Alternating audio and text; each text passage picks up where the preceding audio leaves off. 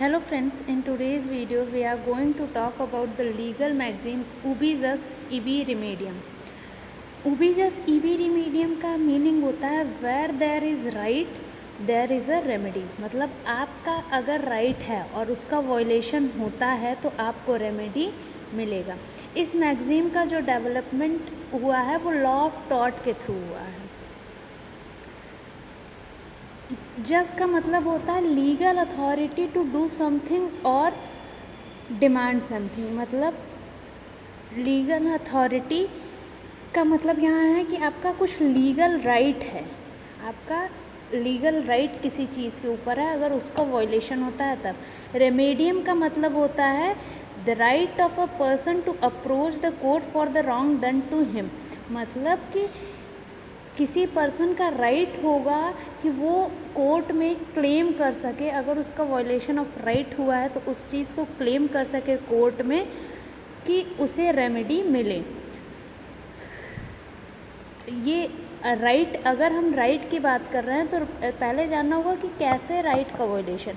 तो ये इम्पॉर्टेंट है कि लीगल राइट का ही वायलेशन होना चाहिए.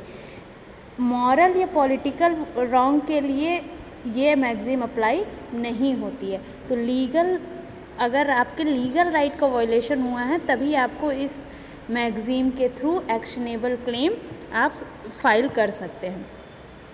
इंग्लिश मीनिंग इसका आते हैं तो कहता है कि where there is a right there is a remedy. मतलब कि आपका जहाँ राइट है आपको रेमेडी मिलेगी अगर उस राइट का वायलेशन होता है. या फिर इसको इस भाषा में भी कह सकते हैं for every wrong the law provides a remedy. मतलब अगर आपके साथ गलत हो रहा है तो आपको लॉ रेमेडी प्रोवाइड करेगी. ये बेसिकली फॉलो हुआ करता है रोमन लॉ के प्रिंसिपल को. मतलब इसका, इस मैगजीन का जो डेवलपमेंट मान सकते हैं वो रोमन लॉ में हुआ था. और ये इक्विटी, लॉ ऑफ इक्विटी और कॉमन लॉ दोनों जगह इक्वली एप्लीकेबल है. अब आते हैं केस लॉज पे.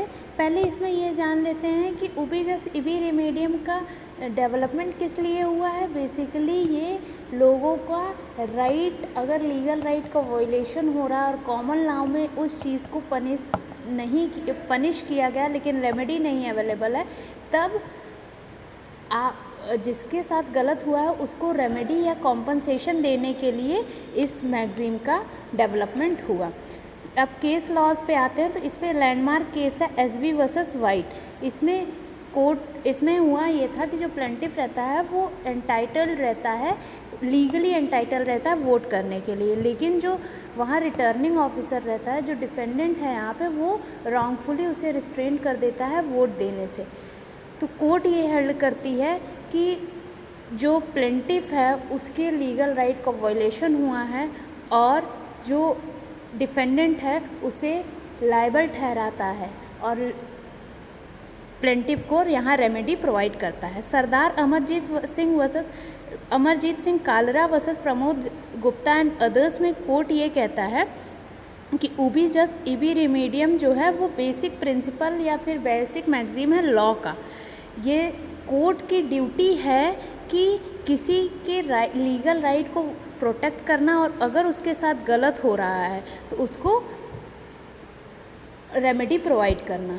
फिर आते हैं लास्ट केस है Bhim Singh versus state of Jammu Kashmir. इसमें हुआ ये था कि एक एमएलए रहता है जो लीगली एंटाइटल रहता है असेंबली, लेजिस्लेटिव असेंबली के सेशंस को अटेंड करने के लिए. जो पुलिस ऑफिसर यहाँ डिफेंडेंट है वो रॉन्गफुली उसे रिस्ट्रेन करता है वहाँ जाने से, तो यहाँ उसका लीगल राइट वायलेट हुआ है प्लेंटिफ का.